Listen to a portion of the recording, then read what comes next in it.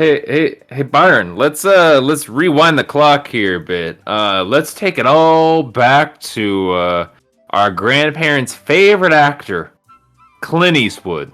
Clint Eastwood, the legend, a Western legend at that. He's been rocking it and rolling it for the past multiple decades here. As a very accomplished actor, as well as a very accomplished director. I don't think you would disagree with that, right? No, I don't. And the fact that he's still going at 91, that's crazy, man. I know. The fact that this bitch is 91. Goddamn. Yeah, and at 91 years old, he's still out there cranking movies out. He's still directing, he's still acting. And today, he just came out with Cry Macho. Cry Macho. I hadn't really heard a lot about this until maybe like a month before its release. And to also be completely honest, I was surprised he was still around. I thought he had retired or something by now. It's been a minute since we last saw him do anything, right? What was the last thing he did before Cry Macho? I think The Mule. Oh, that's right, The Mule. Yeah. Okay, so That was acting wise. He did that before this. Like in terms of directing, I believe the last movie he did was that Richard Jewell. oh yeah. Okay, I didn't know he was in that one. Okay, interesting. But now he's got this Cry Macho here. Back when we had winners, I was afraid to lose you to the competition. A one-time rodeo star and washed-up horse breeder takes a job to bring a man's young son home and away from his alcoholic mom.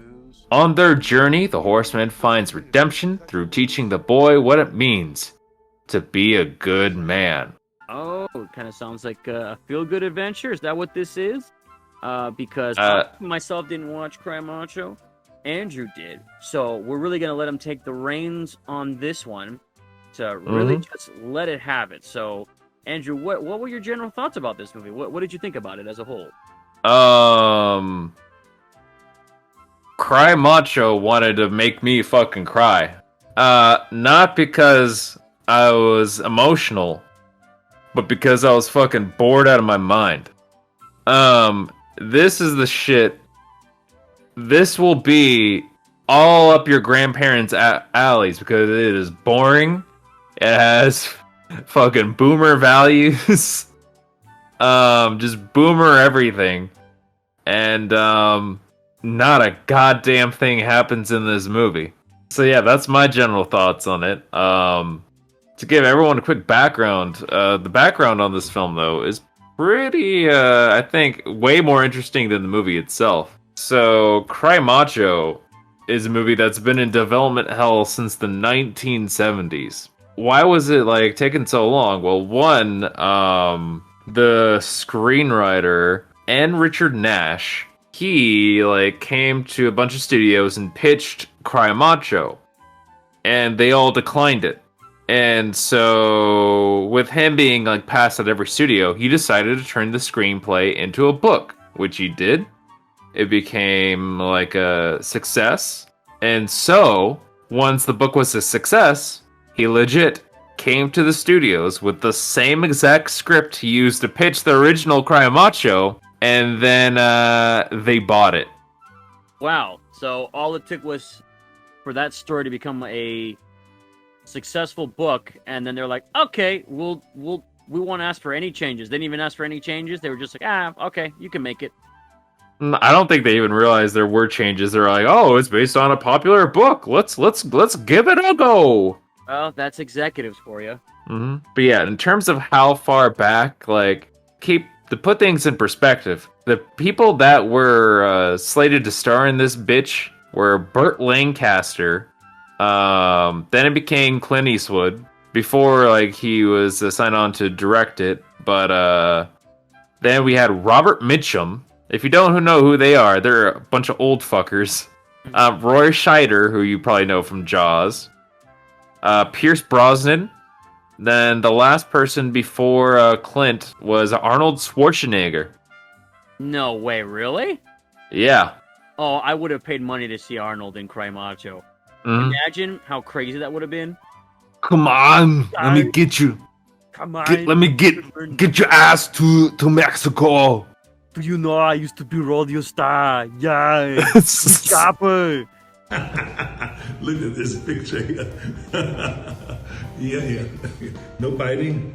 But yeah, then we finally have here Clint Eastwood's adaptation. Like pretty much, is it 50 years? Yeah, like 50 years later. Which that's what's so wild about it. It's like this has been in development hall since since the 70s. Like if it was for any other film, it would have just already been dead. Like after like maybe 10 years. Uh-huh. And somehow this got out of development hell. Damn. Mm-hmm. So you hear that, fucking kids? Never give up on your dreams. Never give up on your dreams. Because you never know. 50 years later, even after your death, this movie will get made. There's always a way out of the friend zone. If Cry Macho can get out of the development zone, you can get out of the friend zone. Hell yeah. Remember that. But is it good? No. It's just really unfortunate. So you don't think Clint at 91 still has it? You think it's finally dried up? Whatever spark he had.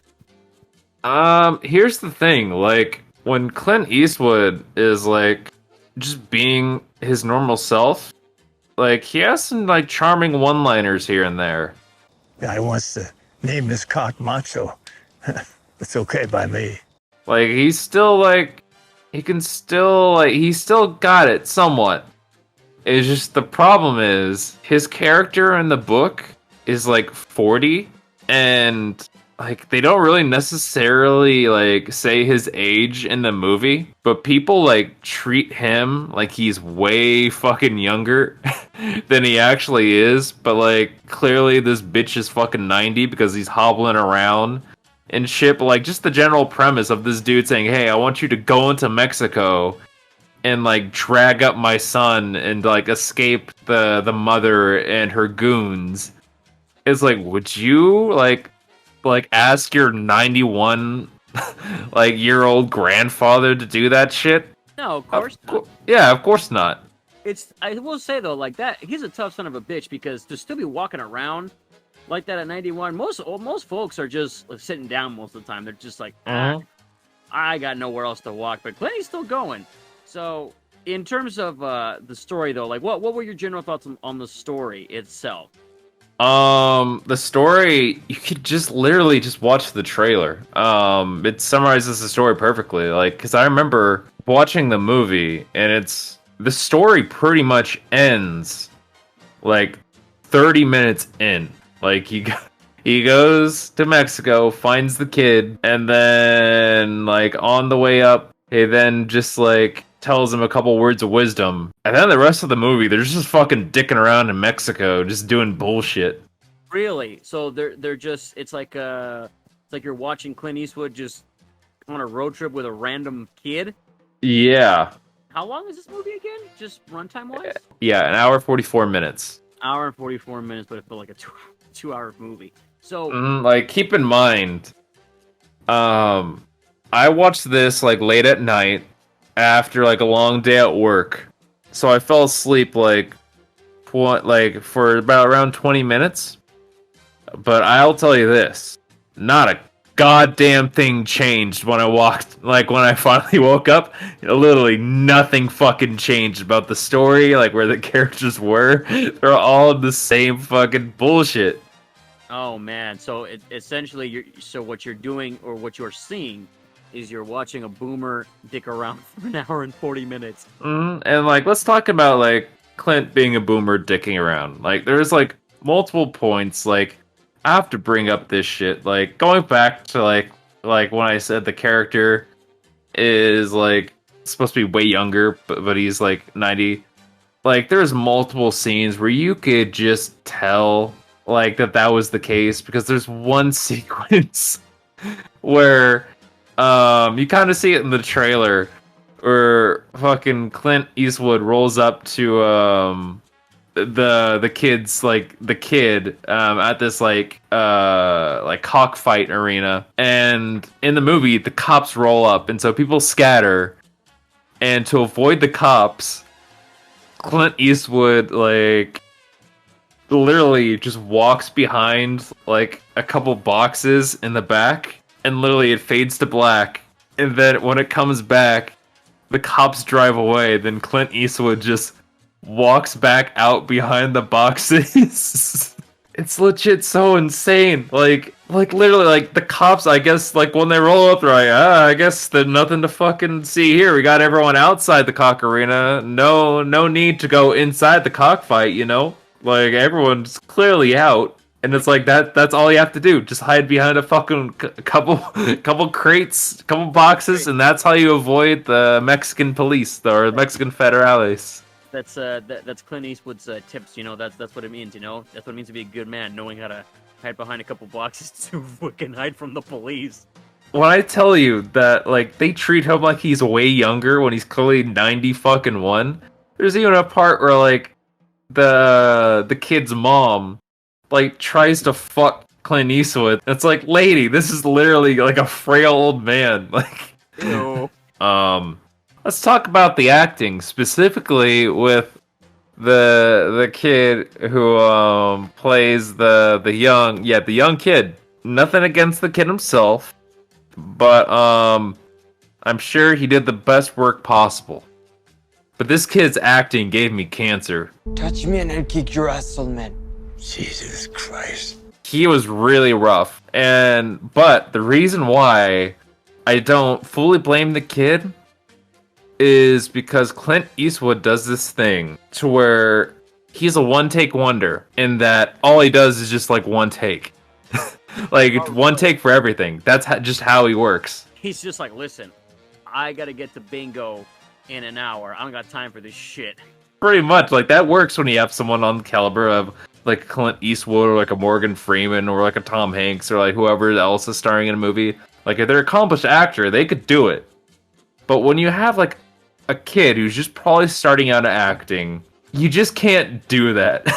Like you need to give him like a couple takes to get him like used to camera, stuff like that, make sure the lines are coming out natural. But like, yeah, that's just the unfortunate thing. It was like Clint Eastwood's like, you better get it right, bitch. We only got one take. That kid was probably like, man, I don't even know who this is. Like, I just want to get back and play Fortnite. Yeah. But I will ask, like, because it sounds like you mostly been bad things you've been saying about this film. But what was there anything you did like? Anything Like there's a couple sunset shots like that were really well done. Again, because I know you have a certain thing against boomers making movies. You've touched on this before. Does this definitely add to that belief that boomers should stop making movies? Like, there's exceptions to the rule. Like Martin Scorsese, he still brings out quality, and he would be considered a boomer. But like, really, it seems like when directors get like the older they get, the more like boring their movies get, just because like they don't really challenge themselves anymore. So they just like assume like it's like, I made some good shit in the past. Like I'm just gonna do me. And it's like, well, like when you do you're just coasting. When you're coasting, fucking boring as shit to watch. That's what's kindly going on here. Like, keep in mind, the fucking villain of this movie gets taken out by a fucking chicken.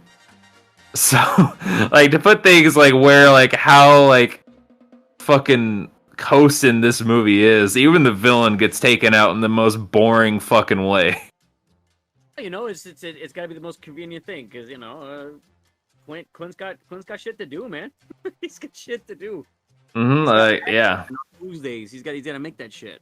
Now more than ever, like I haven't seen all of the movies past like Gran Torino, but like I really think that like Gran Torino should have been his like end point. Like that's the movie like he stops at, because everything else that after that, again, haven't seen everything. But, like, a lot of things, like, pretty much touch on the themes that Gran Torino were doing. So he's just, like, recycling shit.